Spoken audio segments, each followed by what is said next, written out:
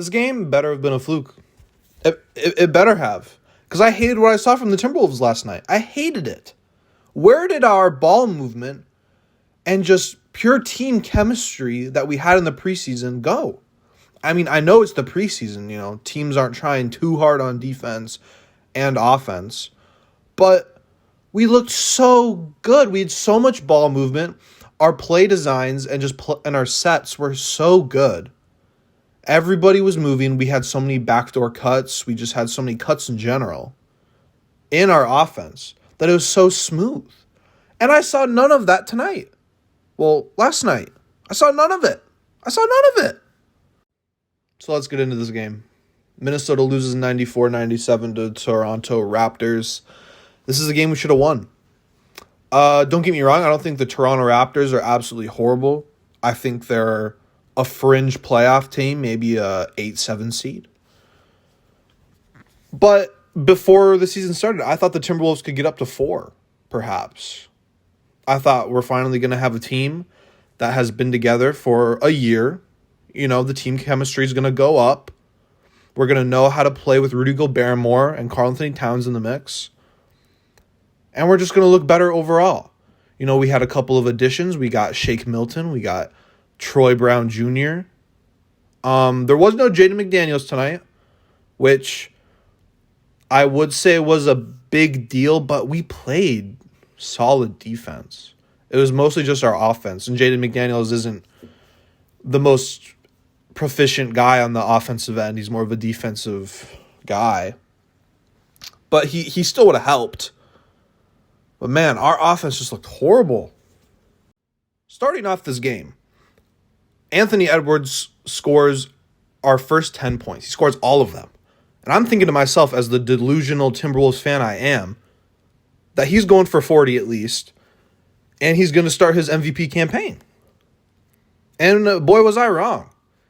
Because man went like 4 for 4 to start the game. He had like 2 threes. He had some fadeaways, He had some tough shots he was making. And then you look at his box score, and he went 8 for 27 the whole game. He just died after that first 4 minutes or 3 minutes. And you got to give credit to the Toronto Raptors defense, because after he got those 10 points, they were double teaming him a lot. They were giving him a lot of tough looks. I mean, OG Anunoby and Scotty Barnes especially did such a great job defending Anthony Edwards after those couple of shots that Ant made. But still, 8 for 27. All of his whole shot selection was iso ball and just dump it to me in the paint, and I'm going to do a fadeaway jumper that's going to clink off the rim. There was no fluidity to the offense. There were no plays. It was all iso ball, which I hate, because that's how we played last year. And like I said, in the preseason, there wasn't much of that. We had fluidity to our offense, and all that went away last night. Maybe it was the first game jitters. Maybe they're just rusty. But we better stray away from that again, because I hate the iso ball. All we do is chuck up shots. Cat is just hanging out at the 3-point line, chucks up threes. He only made 2 of 10 of the threes that he shot. I just don't understand. There were moments throughout this game where Dennis Schroeder was switched on to Cat, because the Toronto Raptors switch a lot, because their starting lineup can practically defend anyone besides Dennis Schroeder, who's a little smaller than the rest, because everyone else is like 6'7", 6'8". They have very lanky wings. And Karl-Anthony Towns couldn't body him in the post. He would get at the 3-point line. Dennis Schroeder switched onto him, and he would try to back him down, and then he would just pass it out. You're 7 feet tall. Dennis Schroeder, let me see here. How tall is that? Dennis Schroeder's 6'3". And you're not going to take advantage of the mismatch you have? So Cat went 8 for 25. Ant went 8 for 27. The only guy I liked last night was Rudy Gobert. And that's such a wild statement to say after how uncohesive the offense was with Rudy Gobert last year. But Rudy Gobert looked like the best player to me. He was getting lobs Mike Conley was finding him. He was getting rebounds, even though, hey, I'm not going to take away credit from Ant. He had the most rebounds on the team. He had 14, which is great, but you need to score. Rudy Gobert's job is to rebound, and that's what he did. And he's a lob threat. And he played good defense. He had 4 blocks. We played good defense. Everyone played good defense. Even Cat was playing good defense with 4 blocks as well. Just the offense was atrocious. Nickeil Alexander-Walker. Dude, your job is to make spot-up threes. That is your job. Your job is not to create. Your job is not to distribute. That's Mike Conley and Anthony Edwards' job. Your job is to knock down 3-point shots when it's past you because people are double-teaming Ant. That is your job. And you did not accomplish your job. In the 22 minutes you played, you went 1 for 5, 0 for 3 from 3. And you had 2 points. You had the most negative plus-minus on the team. And I know, you're supposed to be a bench player because Jaden McDaniels will be starting over you for sure. But come on, man. Make your shots. If you just made 2 of those wide open threes you shot, yeah, I was looking. You had wide open shots. You got to knock those down, buddy. It's a different ballgame. We would have won. This was not a high-scoring contest. And you had wide open shots. Now to the bench. Kyle Anderson. I know his nickname is Slow-Mo. And he's been on the T-Wolves for a little bit now. But he looked so slow. I think I saw 2 fast break opportunities in this game where Kyle Anderson was in the lead to start out the fast break because he had 2 steals. And the whole team caught up to him in a matter of milliseconds.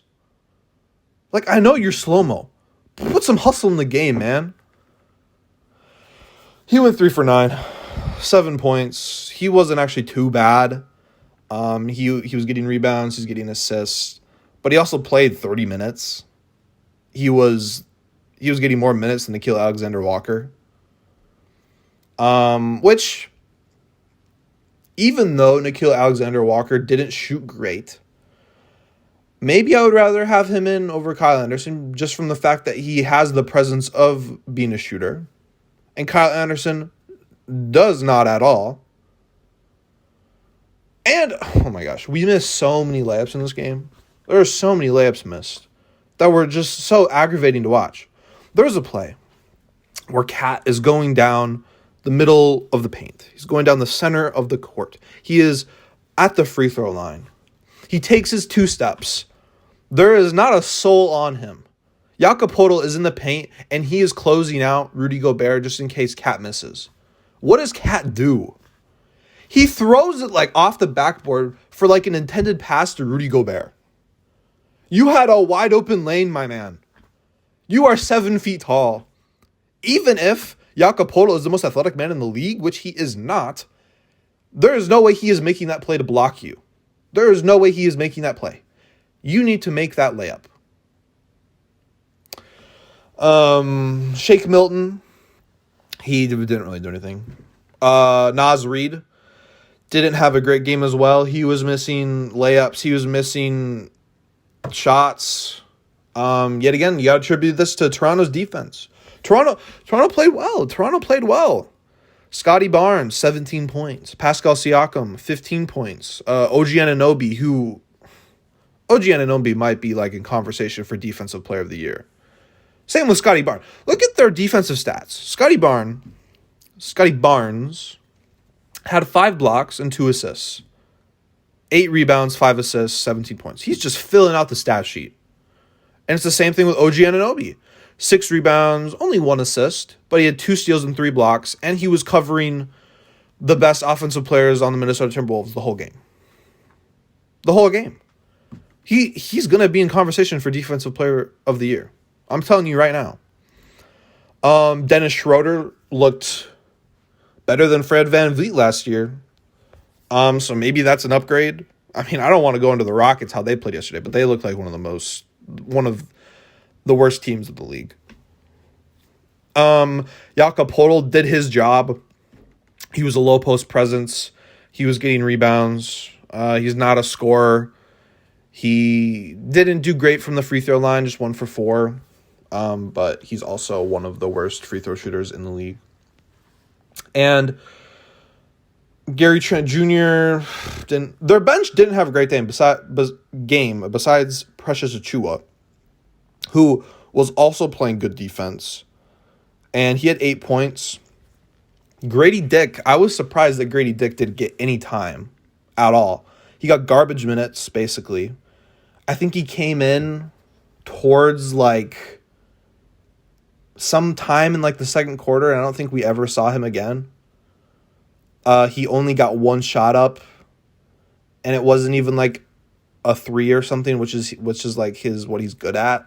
So small sample size for Grady Dick. I really like Toronto's coach.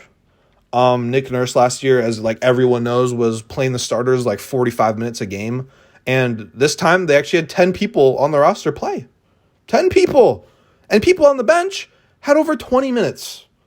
So if you're a Toronto fan, you should be very happy with your new coach. Like I said, I don't think this Toronto team is going to put any presence into the playoffs. I don't think. Maybe they'll go first round. I doubt they go second round or farther, just with the talent they have. I mean, they have OG Anunoby, which people have been saying for years that, oh, he's going to break out of his shell and he's going to become an all-star and stuff like that. Maybe that's his year this year. Maybe it is. If they're in playoff contention and OG Anunoby is leading them in like all the stat categories, I mean, he's going to be an all-star. Maybe Scotty Barnes as well. Scotty Barnes didn't have a great sophomore year. It wasn't horrible. I mean, he just matched his stats from rookie year, which he had the rookie of the year type. He was rookie of the year. So it wasn't horrible. Pascal Siakam, I don't think he's the player he was 2-3 years ago, just because you're divvying it up more with players like Scotty Barnes, OG, and Schroeder. But this team is solid. They could give trouble to any team on any given night, especially with the type of defense that they have. This is going to be a top 10 defense in the league. I highly doubt they're not. But come on, Timberwolves. This is a game you should win. So much expectations throughout this whole offseason of the Timberwolves being good. So much expectations of them being a contender and a front runner. It's where was that at? I didn't see it at all. And the offense was so bad. ISO play after ISO play. No motion, no cutting, nothing. I mean, once in a while you're getting a pick and roll with Rudy Gobert, but that's usually with Mike Conley. We need Ant and Towns to, play some off-ball. I just didn't like what I saw from the Timberwolves. I think we're going to pick it up. I think we're going to figure it out. And on to the next one.